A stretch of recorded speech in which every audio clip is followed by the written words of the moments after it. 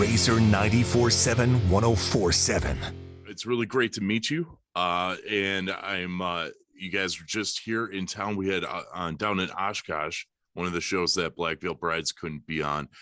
So let's just kick off with the question every single person always asks, and how's tour going? Actually, I think it's just that question is like a funny question because it's an obvious question, but it's actually not.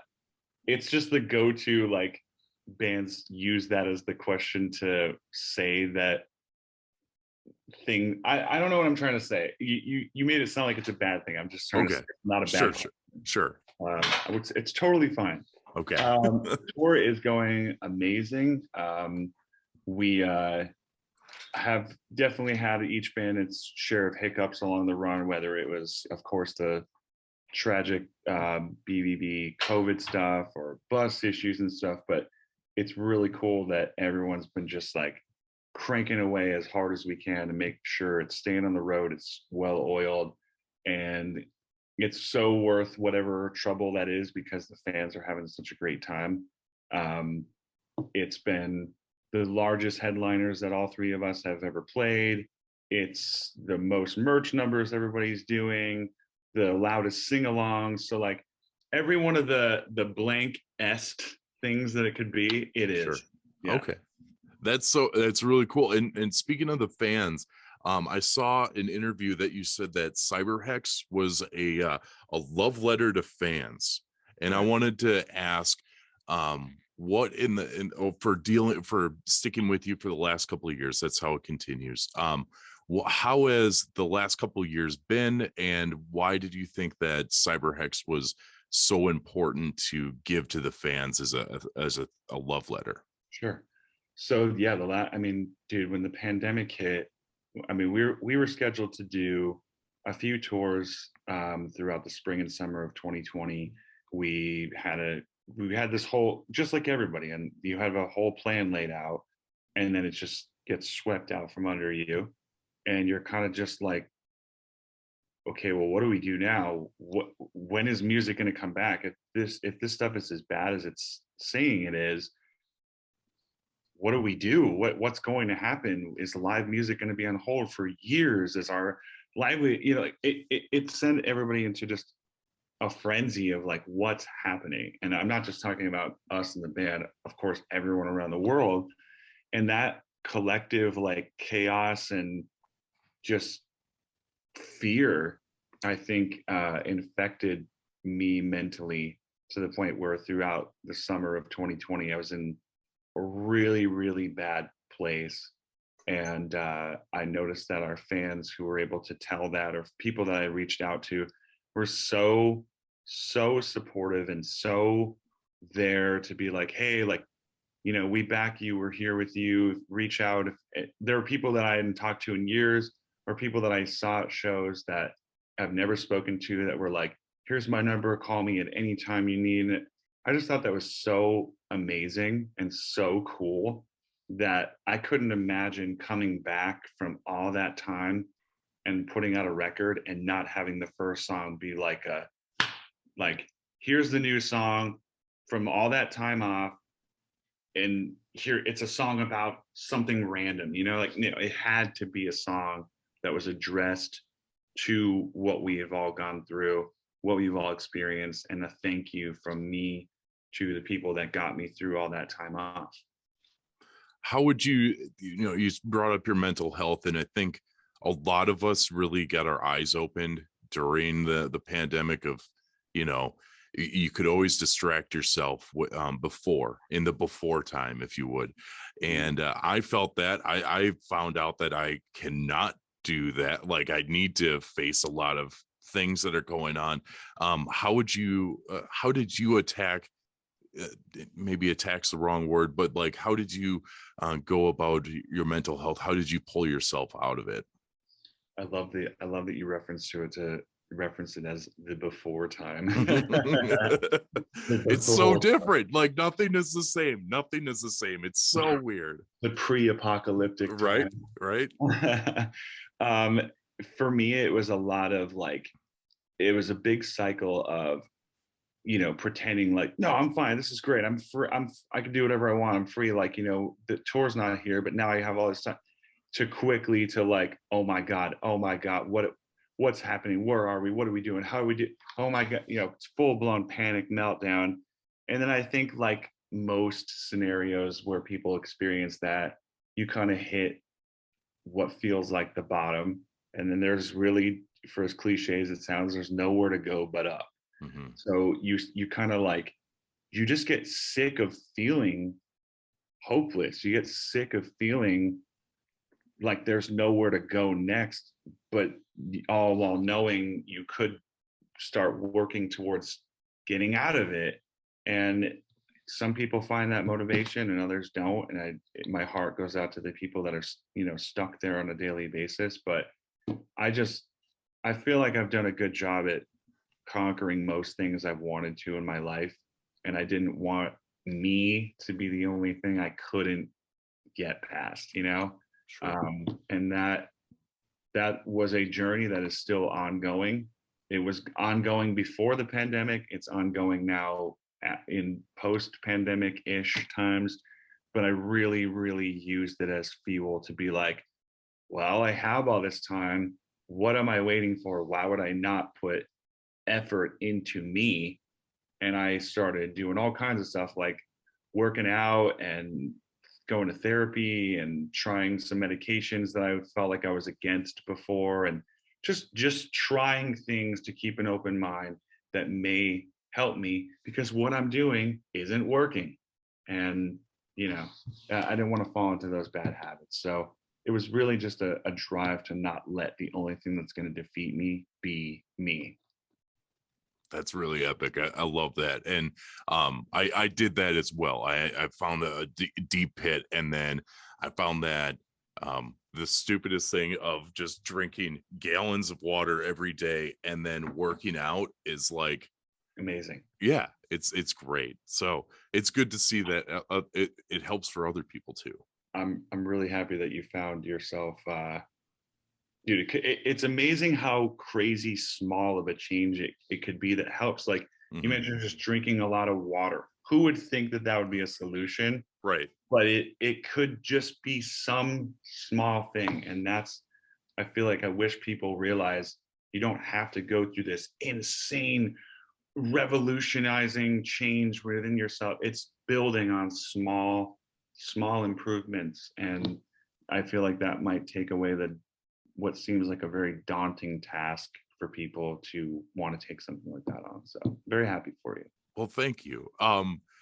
Let's shift gears because we you. could talk about this for hours, but Sure. I would love to like kind of take a little bit about that with the evolution and the big change. And you and Motionless in White have gone through a tremendous change in the, I think, in the music sense, going from the early days to where we're at right now. And now you've said that I've read in your article that you said that Disguise is the album that you're the most proud of. And Mhm. I want to know what it was that helped push you through to get to that, to evolve the sound of the band and the way that you perceive your music. It's it's been a weird bunch of years because each record we put out, like most bands, you know, that's your favorite record Of because course, of new course. one, you feel like it's better. But like, it's not just that. It's a feeling of like we have been searching for, or like honing in what I feel like is the true like core identity of what makes the band the band. And every record has songs that are that. Every record has songs that are just experimental and we're just going to try something new because we like doing that. And when you have 3 4 albums where you can really collect data on what is your favorite stuff, what you felt embodies the band, and then the better data, which is what do fans love? What do your fans really resonate with? What do your fans come to the shows to hear you play? And 4 records in, you start to really collect that and process that. And then you build a record around all of that information.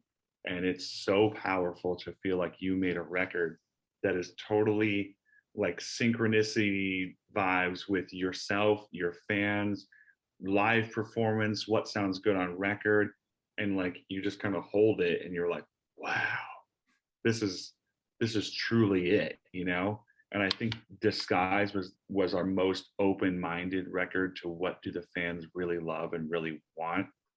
And because of we didn't have that resistance like on past records where it was like, we don't care, we're gonna do what we want to do, you know.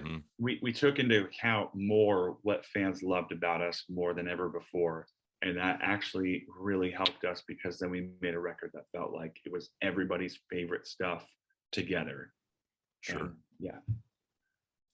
Well, then let's talk about the new one that I think it did. The name just get announced. I got an email. Yeah. Scoring the End of the World. Yes. Tell me about this album. So where I feel like a lot of our albums have been predominantly either this mentality of like looking like Disguise is a very looking inward album, or like a lot of like I'm ready to start making some changes and here's how I feel about me and us and certain stuff. This record is like an observational piece of everything I've experienced as a inward and outward person, where I feel like half the record is about the end of my world internally that we just talked about. And I really needed to write songs to express that experience.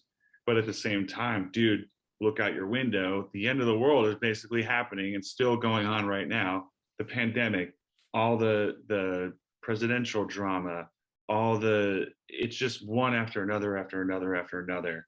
And it just felt like, wow, we're like living one of the most unique time periods of humanity.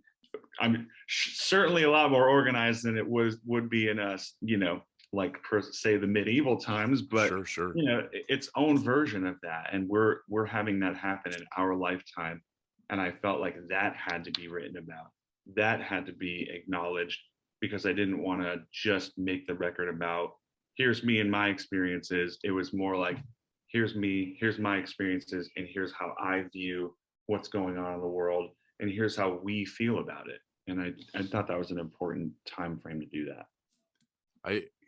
It's really fascinating, and I feel like we're right around the same age bracket where we're like millennials, and they keep saying, you know, we got to live through yet another once in a generation or once in a lifetime tragedy type of thing.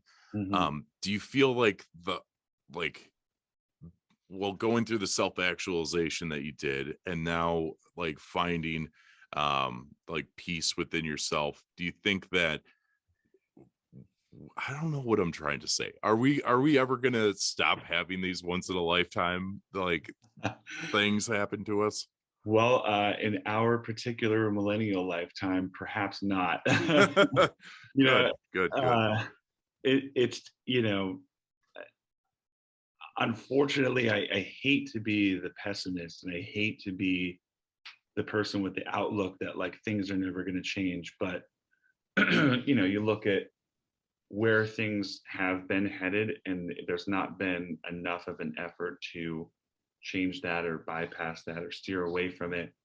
I feel like we, as a Earth, aren't really setting ourselves up for success in a lot of ways. And you know, because of that, it's hard not to be pessimistic. So I try to just focus on like what I can better and what I can do. I don't know, man. I don't want to say, you know, we're gonna go through some pretty wild stuff in you and I's senior lives, but certainly expect at least one more before we're gone. All right, that's good. Well, I'll deal with one more, I suppose. Yeah. Well, you talked about experimentation in your albums and finding what you know, the vibe that you like musically and things like that. What sonically did you do experimentally that, or maybe you found off of Disguise that you're like, we need to lean hard into that? What was that? I think kind of introducing a lot of like the more orchestral and like movie score theatrical stuff. We've mostly always leaned on keyboards and programming and synthesizers and stuff like that to be the backbone of like the electronic portion of our sound, but we hadn't fully dived into an extension of that, which is orchestral arrangements, very big like movie score, Hans Zimmer, John Williams type stuff. And I love that. And I want to do that. I would love to do that. I don't have any time now, but I would love, after our band has moved on, to move into doing that, because it's a true passion. So I think with Disguise, we sort of introduced that stuff. And on this one, it was like, okay, now we can take that a bit further. Let's get inspired by all these composers that we love. Let's listen to tons of movie scores and soundtracks. And a big one for this record was video game scoring. Like we listened to some of our favorite video games like Halo and Doom and Deus Ex and all these different games that have these amazing, brilliantly put together pieces of music. And we were just like, I feel like we're writing the band portion of this type of stuff. Let's bring it together. And Sure. that was an approach that we tried. That's so cool. I love that. And because it always makes an album feel like there's a reason to listen to it front to back. Yeah, I agree. June 10th, the album is coming out.